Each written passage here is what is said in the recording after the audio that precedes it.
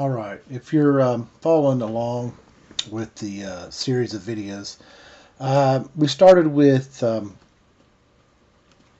effective nuclear charge, and we talked about trends on the periodic table, atomic radius, um, ionization energy, electron affinity. So this is the last of the series of lectures dealing with trends on the periodic table. And if you're looking for these videos, they all will have a February 12th production date. So if you group the videos by date, you'll see that they're all February 12th.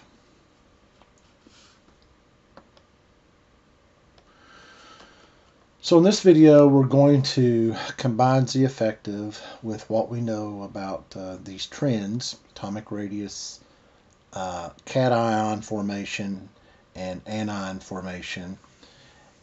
And we're going to talk about isoelectronic with a noble gas to determine or compare the radius of an atom as a neutral atom and as an ion.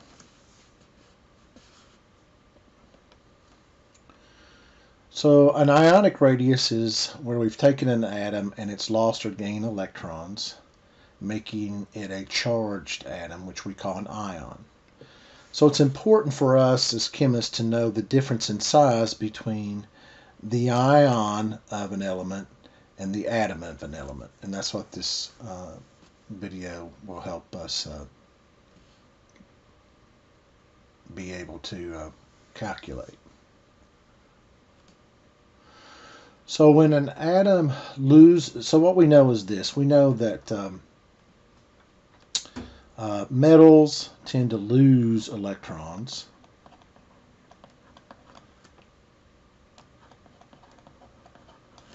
And the reason why we know they tend to lose electrons is they have low ionization energies. And by losing electrons, they become isoelectronic with a noble gas. So for example, sodium, we saw in a previous video, will become a sodium cation.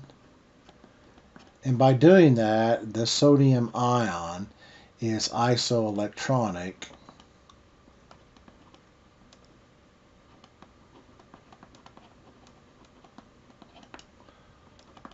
with neon, a noble gas.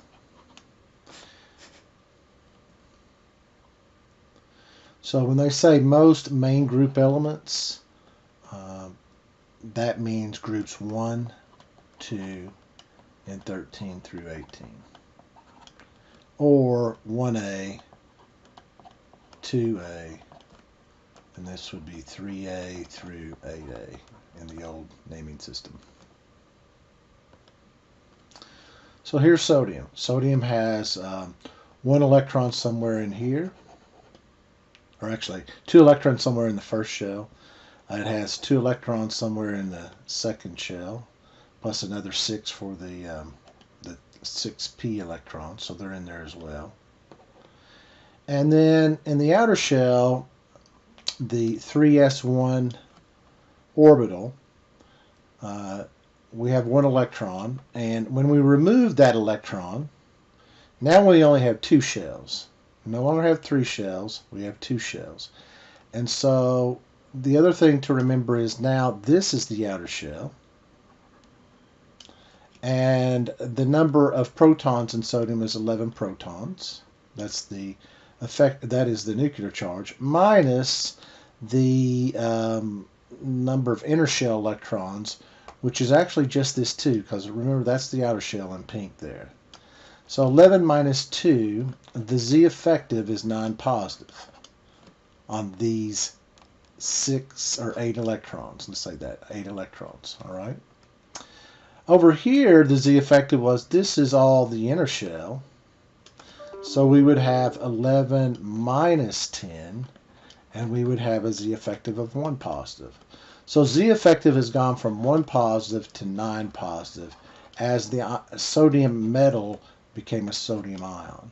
And again, that's a drastic change.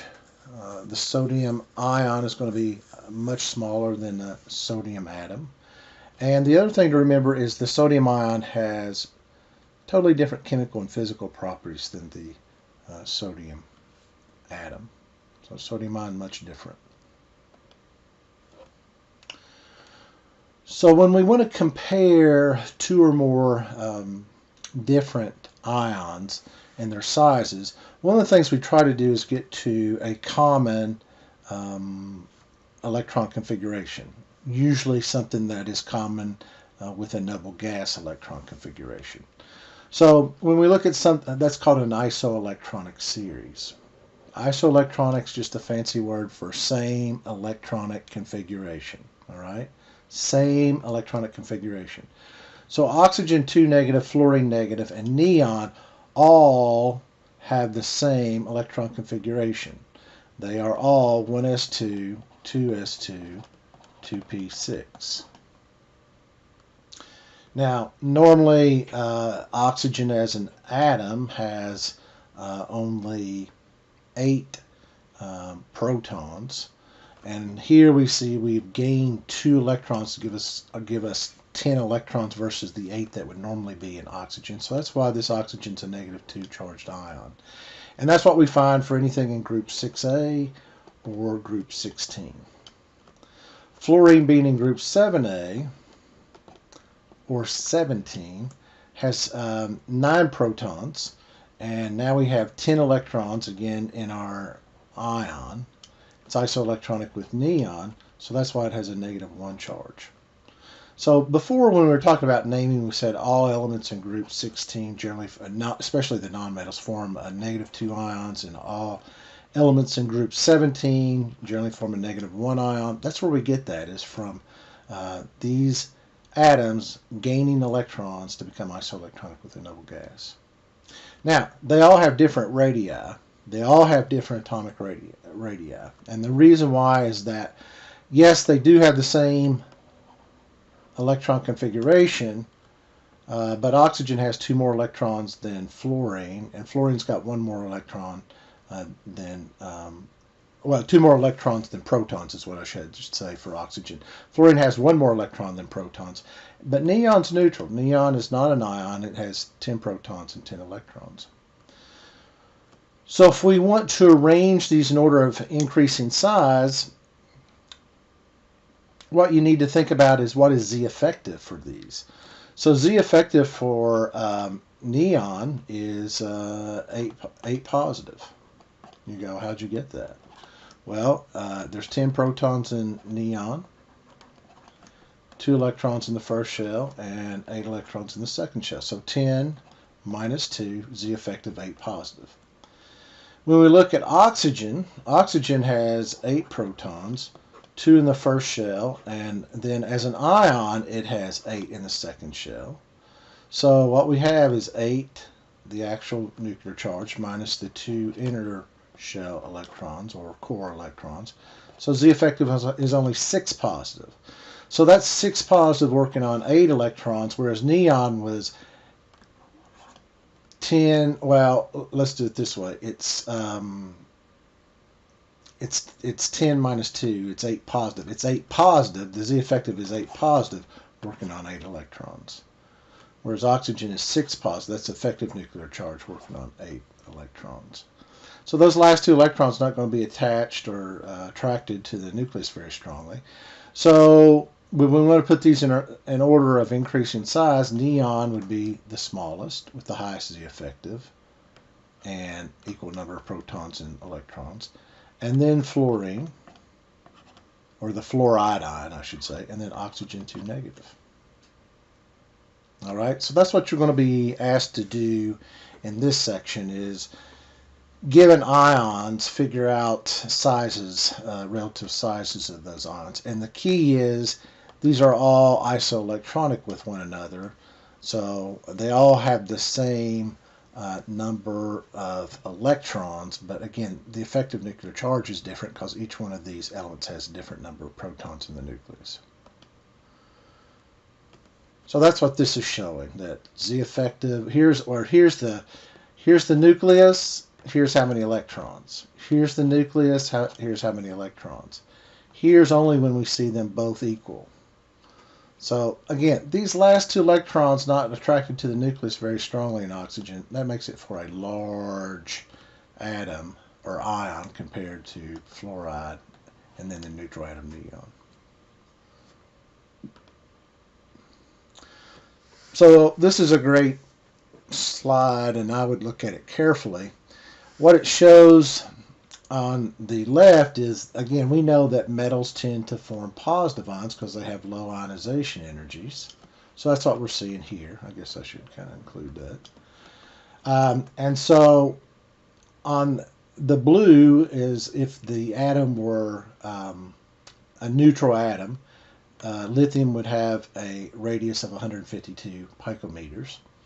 But as an ion, we've removed the outer shell electrons. So if we have lithium over here, 3 protons, 2 electrons in the first shell, and we remove the outer shell electron, now Z effective is 3 positive. It was 1 positive, now it's 3 positive, 3 minus 2, because we removed the outer shell electron. 3 positive working on those 2 electrons, it shrinks dramatically.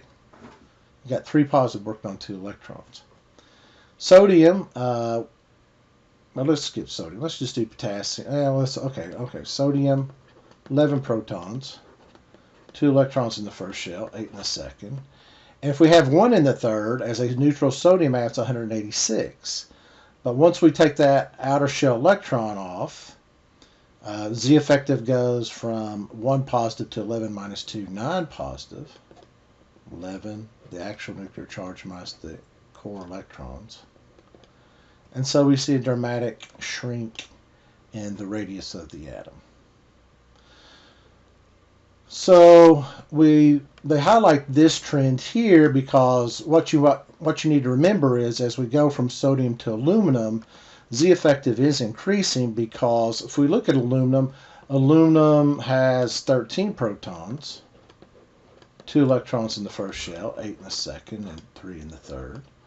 So Z effective is 13 minus 10. Well, Z effective is 3 positive before we even take any electrons off.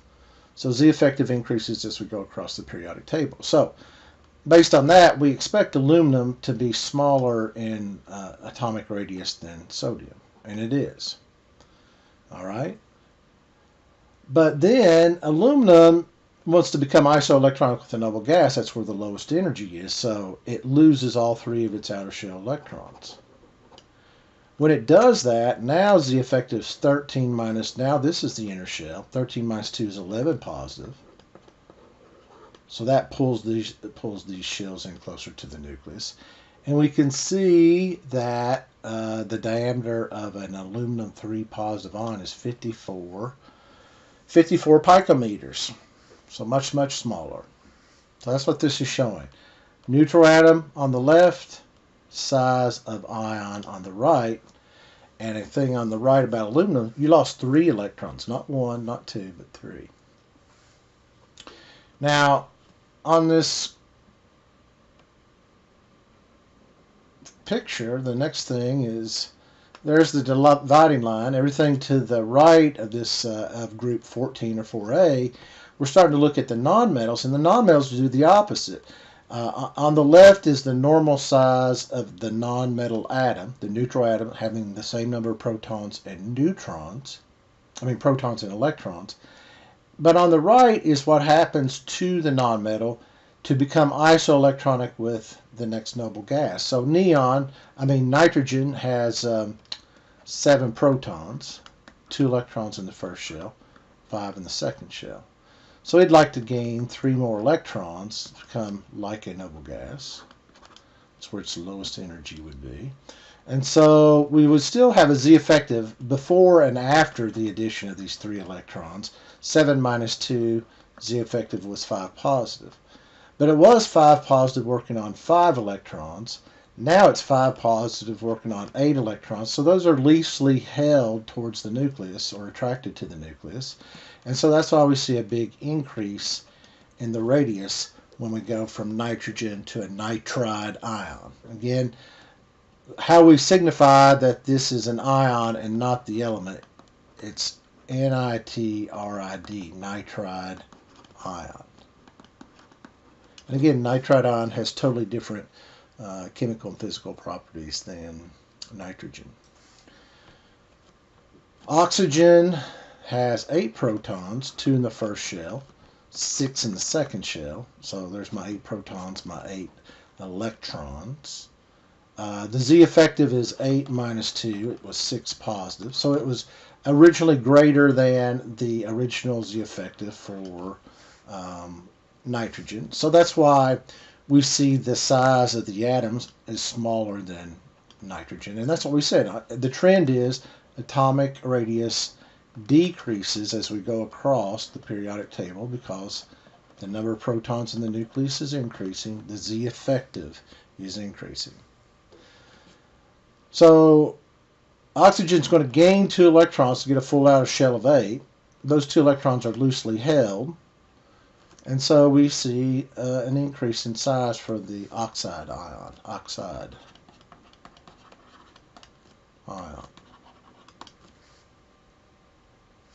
Now, when we compare from period 2 to period 3, well, we know the atom's going to be larger to begin with because we've added another shell. So comparing nitrogen and phosphorus, we see that phosphorus has a larger atomic radius than nitrogen. Makes sense. It's got an extra shell.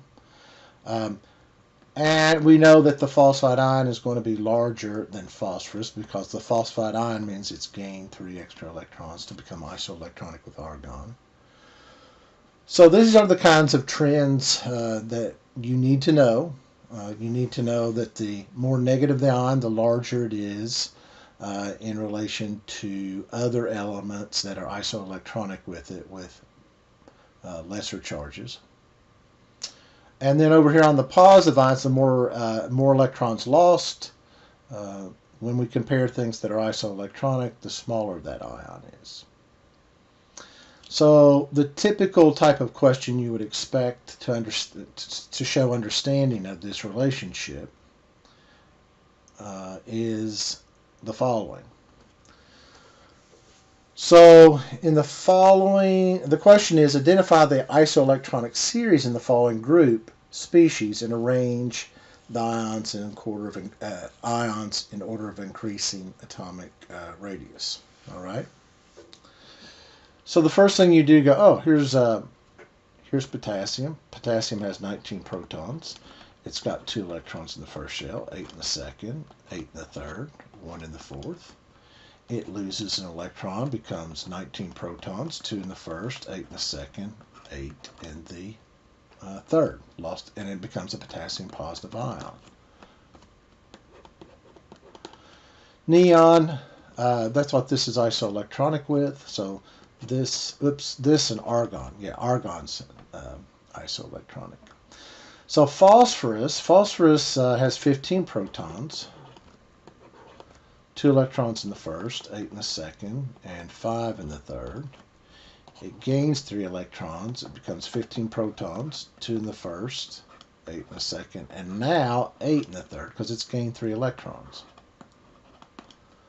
All right, so if I wanted to compare potassium with phosphorus, they're both isoelectronic with argon. But look at the Z effective. This is 15 minus 10. The Z effective is 5 positive on these 8 electrons. Up here we got 19 minus 10. 19 minus the core, 10. That's 9 positive. 9 positive on 8 electrons. So yes, this is going to be smaller than phosphorus, or the phosphide ion, I should say.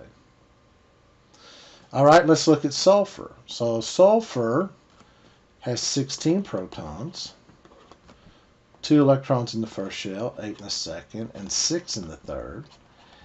It's going to gain 2 electrons to get a full outer shell of 8. Z effective is 16 minus 10, 6 positive on 8 electrons. 6 positive on 8 electrons. So sulfur was smaller to begin with than phosphorus. It doesn't gain as many electrons as phosphorus. So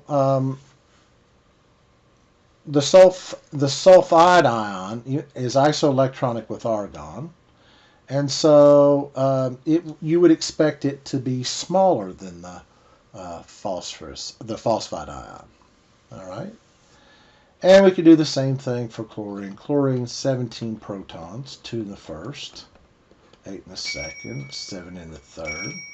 And it becomes chloride, 17 protons, 2 in the first, 8 in the second, 8 in the third, to become isoelectronic again with argon.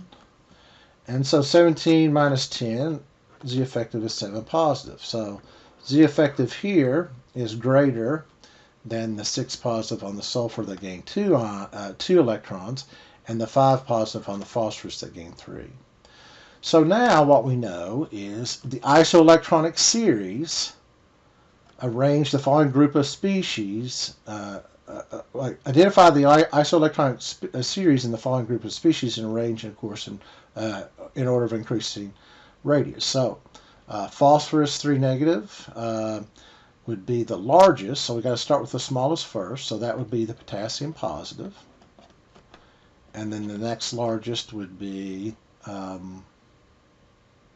the chloride negative, and then the sulfur 2 negative, and then the phosphorus 3 negative.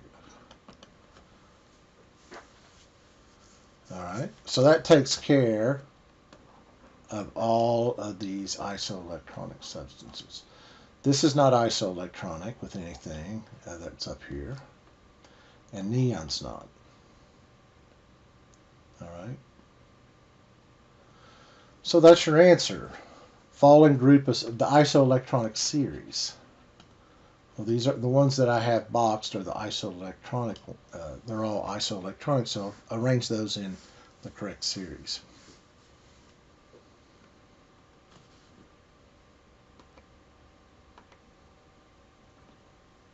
And there we go. So that's what I expect you to be able to do. The main thing, I think, is to go back to this graphic picture, illustration, and be able to explain what is going on here, that the metal ions with their low ionization energies tend to lose electrons, and when they lose electrons, they get smaller, and we can compare those metal ions with non-metal ions if they're isoelectronic with each other. Metal ions tend to lose electrons to become like the last noble gas that you cross before getting to that metal, and non-metals tend to gain electrons to become like the noble gas at the end of that particular period. And just know that the lower the Z effective and the more electrons you add, the larger the negative ion is going to be. And to remember that the atom and the ion have different chemical and physical properties, and that the non-metal ions, generally when they become an ion, they will end in an IDE ending, and that indicates a change. All right, I hope that's helpful, and that pretty much summarizes the trends and how we use the periodic table to begin the process of chemical bonding next, and being able to describe ionic bonding versus covalent bonding. And then also being able to picture that, like in sodium chloride, the sodium ions are going to be small and the chloride ions are going to be larger. And the reason why is the chlorides are negatively charged and the sodium ions are positively charged, and they both are. Well, the sodium ion is isoelectronic with neon, which is really small, and the chloride ion is isoelectronic with argon, which has got a full extra shell. So that's where we're going with this, that we'll start looking at crystalline structures, and the repeating unit charge here will be the small sodium with the larger chloride, sodium ion with the larger chloride ion, and then we come up with the chemical formula NaCl, sodium chloride. I hope you find this is helpful, and we look forward to talking to you again shortly. Thank you.